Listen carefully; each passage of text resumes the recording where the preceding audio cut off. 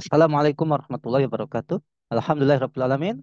Para pemirsa yang dirahmati oleh Allah, jumpa lagi dengan program kesayangan kita, yakni Kabar Petang. Hari ini kita akan membahas tema-tema terkini dengan narasumber yang kredibel tentu saja dari sudut pandang Islam. Inilah Kabar Petang selengkapnya.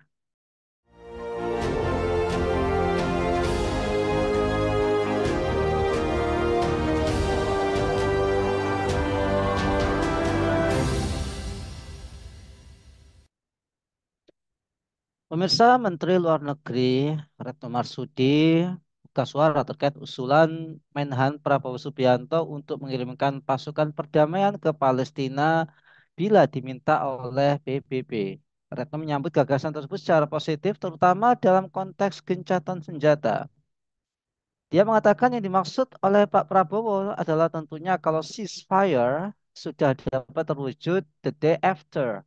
Apabila PBB memutuskan untuk mengirim pasukan perdamaiannya, maka Indonesia siap untuk mengirimkannya, kata Retno dalam kuliah umum Public Lecture Menlu RI bertajuk Diplomasi Indonesia untuk Palestina di Balai Senat UGM Senin 3 Juni 2024.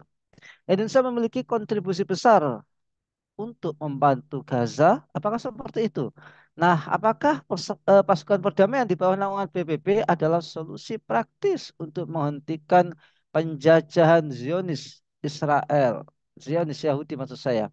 Apakah langkah tersebut bukti Indonesia akan menjadi pemain global? Untuk membahasnya, kami terhubung dengan pengamat hubungan internasional yakni Bung Rifan Wahyudi. Assalamualaikum Bung Rifan. Waalaikumsalam warahmatullahi wabarakatuh. Gimana kabarnya, Bung? Alhamdulillah, sehat walafiat. Alhamdulillah, Bung. Ini ada sebuah berita bahwa Menlu Retno Marsudi ini menanggapi permintaan Menhan, yakni Prabowo Subianto untuk ide pengiriman pasukan penjaga perdamaian PBB jika diminta oleh PBB. Nah, apakah aktivitas ini adalah salah satu dari yang terbesar dalam sejarah pengiriman pasukan perdamaian? Dan apakah langkah ini sudah tepat, Bung Rifat? Iya, Bung Nanang dan pemirsa kabar petang dimanapun berada, bahwa sesungguhnya statement Menteri Pertahanan Prabowo Subianto ketika ada pertemuan para Menteri Luar Negeri di Singapura yang sebetulnya juga ada pertemuan yang tertutup, yaitu pertemuan intelijen-intelijen negara-negara besar di Singapura. Karena kita tahu Singapura adalah merupakan Israelnya Asia Tenggara, sekaligus Singapura adalah Amerika Serikatnya yang di Asia Tenggara. Sehingga statement ini adalah merupakan satu langkah maju sebetulnya kalau dalam jagat perpolitikan global.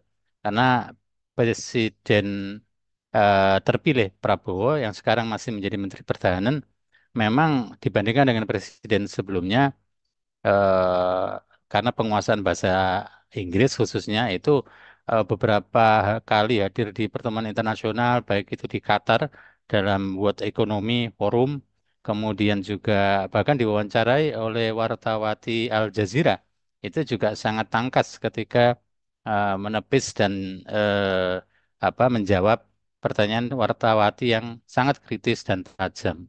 Sehingga termasuk juga ketika memberikan statement yang waktu itu menjadi heboh begitu ya. Karena Indonesia yang relatif adem ayem dalam politik internasionalnya atau politik luar negerinya, meskipun di waktu debat capres itu ya menyampaikan visi misinya juga. Tapi sebetulnya ini adalah sesuatu yang baru. Apakah ini merespon dari beberapa aksi-aksi yang sejak mulai dari Bogor, kemudian di Jogja, Surabaya, dan terakhir yang tadi pagi ya untuk mengepung kedutaan besar Amerika Serikat di Jakarta itu juga termasuk terkait dengan Palestina ini adalah satu langkah maju, tapi masih berupa respon jika diminta PBB. Yang ini akhirnya menjadi absurd ya, nggak jelas begitu. Meskipun sudah sempat ditanggapi oleh Menteri Luar Negeri Retno Marsudi yang salah satu kebijakannya selama ini dia sudah memobilisasi dukungan untuk solusi dua negara. Yang ini menurut kami tentu tidak tepat. Tetapi pengiriman pasukan penjaga perdamaian ini bukan yang pertama kali bagi Indonesia. Yang pertama tahun 1957 ada kontingen Garuda, Konga ya, waktu itu di Kongo, Afrika. Yang kemudian baru saja yang baru pulang ya, TNI termasuk melakukan penjagaan sebagai pasukan penjaga perdamaian di Libanon. Yang ini bagian dari UNIFIL ya, pasukan PBB untuk menjaga perdamaian yang di Libanon, apalagi sampai sekarang semakin memanas dengan keterlibatan Hizbullah bersama dengan Houthi di Yaman. Hizbullah itu di perbatasan utara Israel, itu juga merepotkan gitu. Kemudian yang kalau sekarang ini rencana ini benar-benar eh, ter terrealisasi, maka kalau tadi disebut sebagai pasukan ada istilah komposit ya, dan pasukan terbesar kalau itu benar-benar terrealisasi ya menjadi sesuatu yang wow betul begitu ya. Sebagai pasukan yang terbesar, tentu kita kaum muslimin sangat bergembira kalau itu benar-benar terjadi. Apakah itu sesuai dengan permintaan PBB atau tidak, ini juga sesuatu yang menggantung, seharusnya juga harus proaktif begitu ya. Tidak hanya statement, tapi berupa langkah-langkah nyata untuk memenuhi desakan publik untuk mengirimkan tentara Indonesia dalam kancah global, khususnya yang terjadi eskalasi terutama sejak pemboman di Rafah, Gaza Selatan. Ini kan terjadinya genosida yang begitu rupa, maka Indonesia sebagai negara besar Muslim di dunia itu harusnya sebagai kakak tertua atau bahkan sebagai orang tua untuk merespon dan menolong secara langsung. Demikian, Bang Nana. Nah, Bung Rifan, apakah langkah Menhan ini merupakan langkah serius dan merupakan langkah yang konkret untuk membela Palestina gitu? Karena masih berupa pernyataan, kalau dibilang rencana itu juga masih belum, apalagi langkah ya, langkah serius, langkah nyata itu ya kita kaum Muslim Indonesia menunggu sebetulnya. Tentu tidak menunggu kemudian pasif, harusnya proaktif untuk dikatakan sebagai langkah yang serius. Sehingga kalau selama ini masih berupa pernyataan, statement, ya kita masih belum memberikan penilaian bahwa ini adalah sebuah langkah yang serius, proaktif, dan seterusnya itu. Sehingga semoga dalam beberapa hari ke depan, karena ini eskalasinya itu cukup dinamis ya. Kalau hanya omon-omon saja ya maka ya not action talk only ya, itu ya, hanya tanpa aksi, hanya statement. Meskipun pernyataan seperti yang disampaikan oleh Menteri Pertahanan Prabowo Subianto itu menyegarkan dunia hubungan politik luar negeri Indonesia. Karena bagaimanapun ternyata ya Indonesia mendapatkan perhatian yang kemudian langsung dikerumuni ya, baik oleh delegasi-delegasi dari negara lain, ya termasuk menjadi headline dari beberapa media konvensional maupun media sosial. Ya kita masih menunggu. Semoga ada langkah-langkah yang nyata begitu ya dari follow up statement dari Prabowo Subianto. Baik, Bung Rifan, banyak negara saat ini meminta dukungan PBB ya saat terjadi perang. Bagi negara yang tertindas, pasukan menjaga perdamaian ini seakan menjadi penyelamat dan pencipta stabilitas dan keamanan. Apakah ini fakta? Apakah ini solusi? Dan apakah ini merupakan solusi yang tepat untuk Gaza yang perlu didukung oleh pemerintahan Indonesia, Bung Rifan? Ya, kita harus mengenal dari lembaga internasional Perserikatan Bangsa-Bangsa atau the United Nations ya. Apalagi kalau ditarik beberapa abad yang lalu, berdirinya United Nations kan bermula dari komunitas kerajaan-kerajaan Kristen Eropa yang memendam dendam selama berabad-abad, kemudian juga ingin membalas dendam pada saat Perang Salib yang terjadi pada abad 11 sampai 13 yang lalu. Kemudian mereka melakukan konsolidasi untuk meningkatkan taraf berpikir mereka, sehingga kemudian ada terjadi perjanjian Westphalia waktu itu ya, abad 16 tahun 1548, yang ini menjadi titik balik meskipun sebelumnya itu kerajaan-kerajaan Kristen Eropa dalam 2 abad selama 8 kali gelombang perang salib itu kacau begitu ya. Dalam bahasa Jawa itu seperti apa, adu ayam jago, kalau kalah terus-menerus itu kan tidak berani untuk melihat musuhnya. Nah, pada saat itu mentalitas pasukan salib itu melihat pasukan muslim itu seperti pasukan yang tak terkalahkan. Sehingga waktu itu Raja Perancis, salah satu dari komunitas kerajaan Kristen Eropa, itu menyatakan kalau kaum muslimin itu tak bisa dikalahkan, maka perjuangannya harus melalui Husnul Fikri, yaitu perjuangan pemikiran. Maka kemudian beraktivitaslah mereka dalam hal untuk meningkatkan taraf berpikir politik bangsa-bangsa di Eropa. Kemudian terjadilah ada beberapa revolusi kan, revolusi Perancis, kemudian revolusi industri, termasuk kebangkitan di Jerman, Aufklärung itu ya, beberapa abad kemudian, yang kemudian mereka terus mengkonsolidasikan dirinya sehingga terbentuklah semacam komunitas internasional. Awal kali ya komunitas kerajaan Kristen Eropa, tapi dia ingin meluaskan pengaruhnya, akhirnya Eropanya ditinggalkan sehingga memberikan label sebagai sebuah komunitas internasional. Kemudian Kristennya juga begitu, supaya kemudian yang non-Kristen, non-Nasrani itu juga bisa bergabung dalam komunitas itu, di antaranya adalah Jepang ya, yang kemudian terus berkembang Eropa Timur, negara-negara Timur, yang awal kali ya hanya dari Eropa Barat saja, yang dulu ada pasukan-pasukan salib dari Inggris yang dipimpin oleh Richard Lionheart ya, kemudian dari Jerman ada Gottfried Buyon dan beberapa yang lain ya, yang kemudian ternyata mereka terus mengkoordinasikan dan mengkonsolidasikan diri sampai kemudian terbentuklah Liga Bangsa-Bangsa.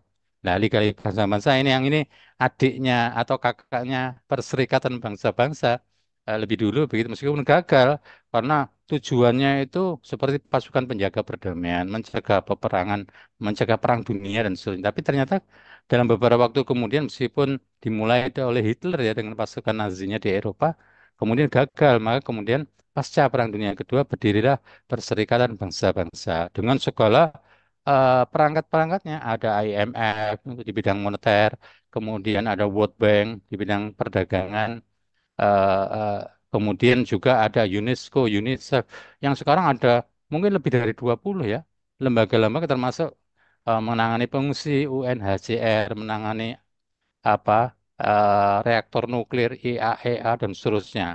Yang ini kemudian ya menjadi alat semuanya untuk melakukan hegemoni kepada dunia internasional. Sehingga kalau kaum muslimin yang tidak tahu sejarahnya tadi, ya menjadi tertipu, seolah-olah menjadi keharusan untuk ikut bergabung dalam komunitas internasional sudah menjelma menjadi perserikatan bangsa-bangsa, termasuk untuk menyelesaikan segala masalah yang dihadapi kaum muslimin. Kita lihat dalam sejarah misalnya terjadi pembantaiannya Bosnia Herzegovina.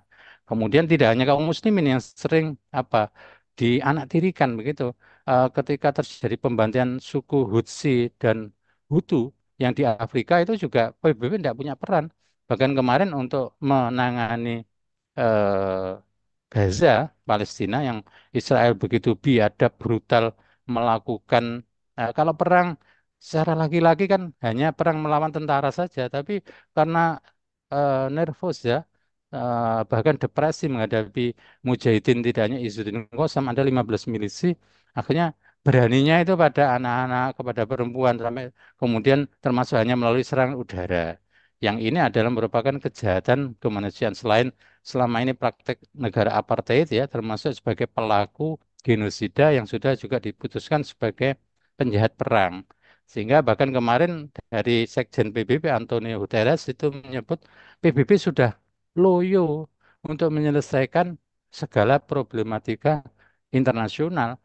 Terlebih, apalagi kalau melihat sejarahnya, mereka sangat miring, sangat minor melihat kaum muslimin. Sehingga seperti eh, saat pembantaian Bosnia Herzegovina, termasuk problem-problem yang lain, kaum muslimin di Rohingya, termasuk kaum muslimin di Uighur itu juga begitu.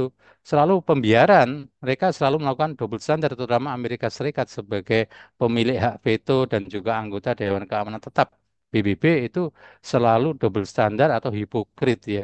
Sehingga kalau bangsa-bangsa dunia itu menggantungkan solusinya kepada PBB ya seperti menggantang asap atau seperti jaga nih doke blorok begitu.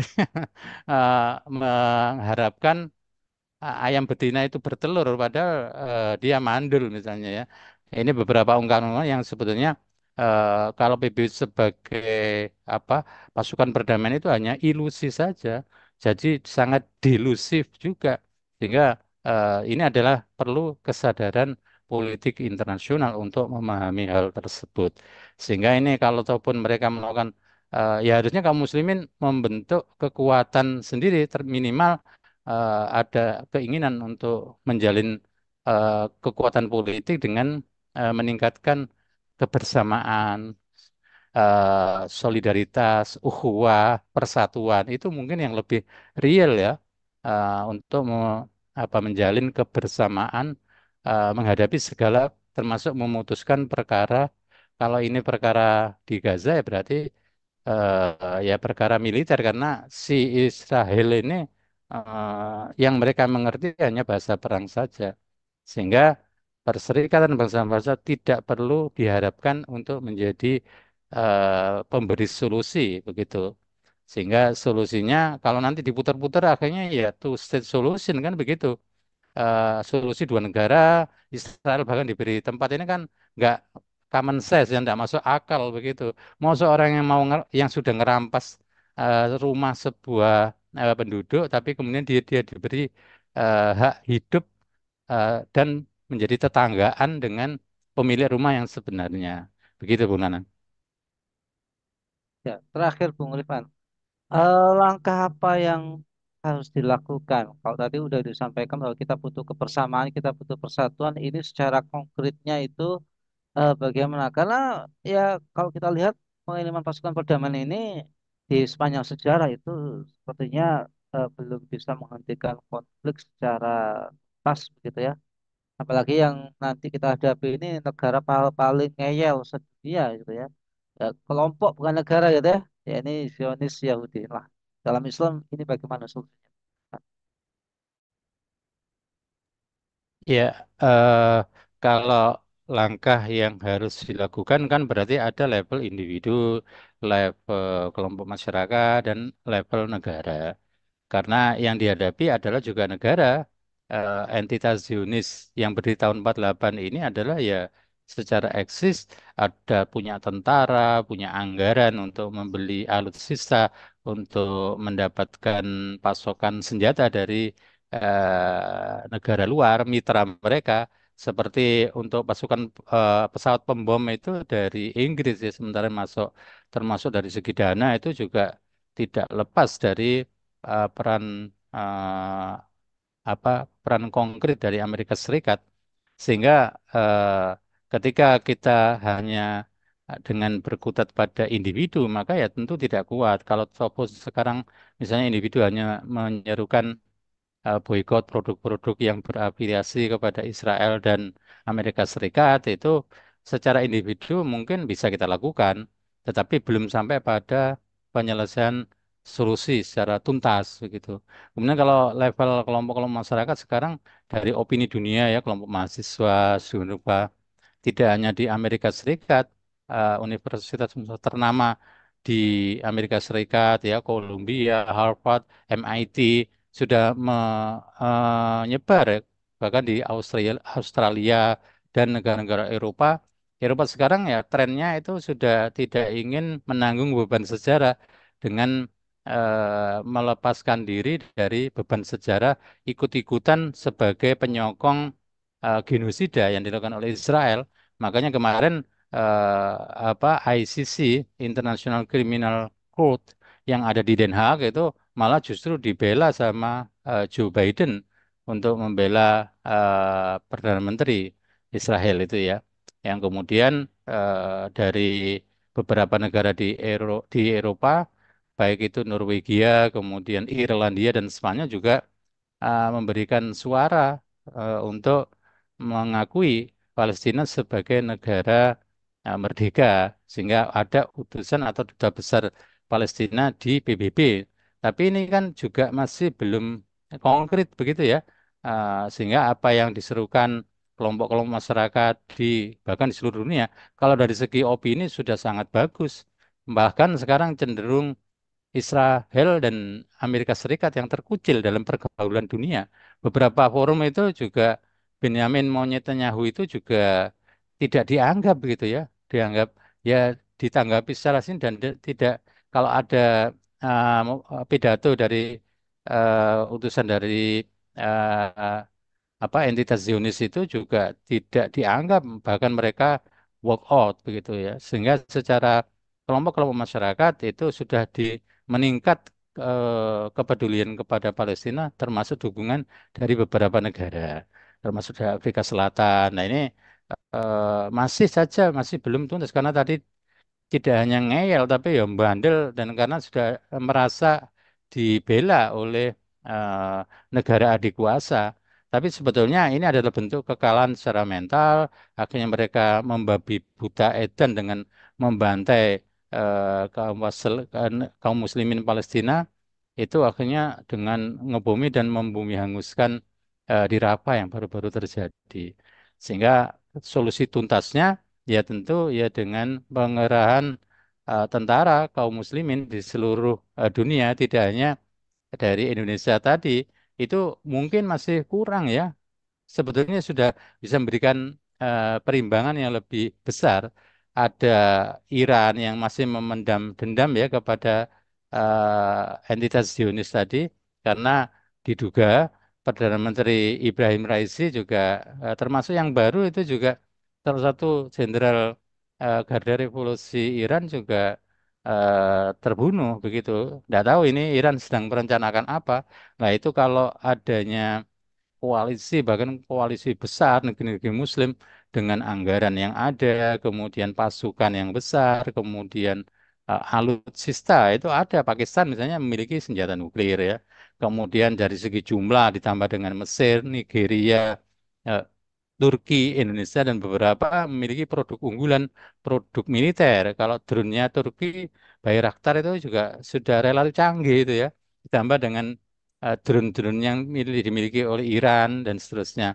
Nah, ini sebetulnya desakan kepada masyarakat masing-masing negara tadi untuk termasuk menuntut masing-masing pemerintahnya untuk terlibat secara langsung, sehingga ya menghukum entitas Zionis apartheid, penjahat perang itu, untuk sementara ya, kalau ataupun ada usulan untuk melakukan gencatan senjata, maka itu ya sebetulnya hanya kebijakan sementara, karena tentu mungkin untuk menyusun kekuatan lagi dan seterusnya. Yang ini sampai sekarang sudah masuki bulan ke-8 ya, ini adalah suatu prestasi sebuah milisi. Milisi kan semacam ormas yang bersenjata begitu, tapi berhadapan dengan sebuah negara, dan negara itu didukung oleh negara adik kuasa. Ini kan sudah luar biasa dahsyatnya, dengan sampai bulan ke-9 nanti semoga terus diberi kekuatan.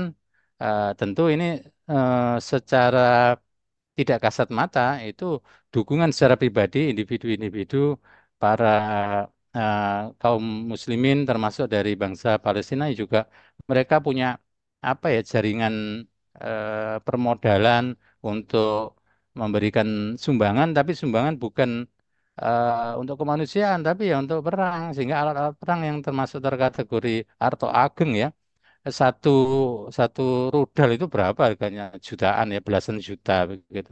Belum lagi drone dan beberapa alat komunikasi yang canggih untuk sampai termasuk membidik yang sekarang juga ada modernisasi ya, punya mesin senapan mesin, kemudian termasuk sudah bisa merontokkan helikopter dan sebagian kemarin ada berita juga pesawat tempur itu milik entitas Zionis apartheid tadi itu juga bisa dirontokkan sehingga kalau ataupun ada gencatan senjata ya sifatnya hanya konsolidasi saja karena sebetulnya untuk pembebasan kaum muslimin Palestina itu ya bukan sekedar pembebasan di Gaza saja tapi ya seluruh Palestina sebagaimana peta di wilayah Syam sebetulnya itu bagian dari wilayah Syam kan, bagian dari Lebanon, Suriah, termasuk Irak itu ya harus bebas bagaimana ketika Sayyidina Umar bin Khattab mendapatkan amanah kunci dari pendeta Safronius pada saat perjanjian Umairiyah yang itu diserahkan secara sukarela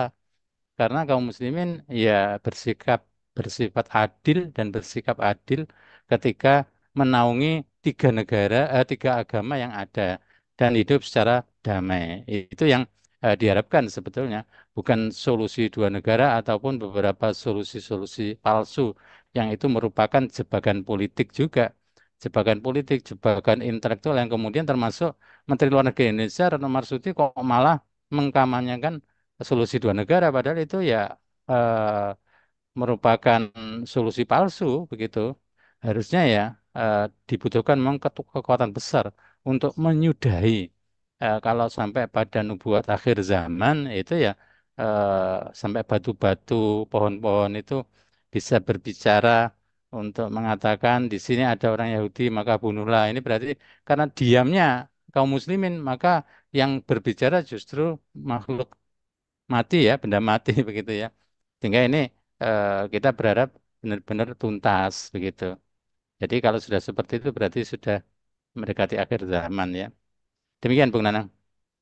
Ya, baik. Bung Rifan, terima kasih atas pemaparannya. Semoga membawa manfaat buat kita semua dan semoga Bung Rifan keluarga senantiasa dalam perlindungan Allah Amin amin. Subhanahu wa taala. Baik, pemirsa khilaf manusia yang dirahmati oleh Allah, dalam program ngobrol petang kita pada kesempatan sore hari ini. Jangan lupa untuk like, subscribe, komen, dan share sebanyak-banyaknya. Semoga menjadi amal kebaikan kita di dunia maupun akhirat nanti. Saya Nanang Setiawan undur diri. Sampai jumpa di lain kesempatan dan wassalamualaikum warahmatullahi wabarakatuh.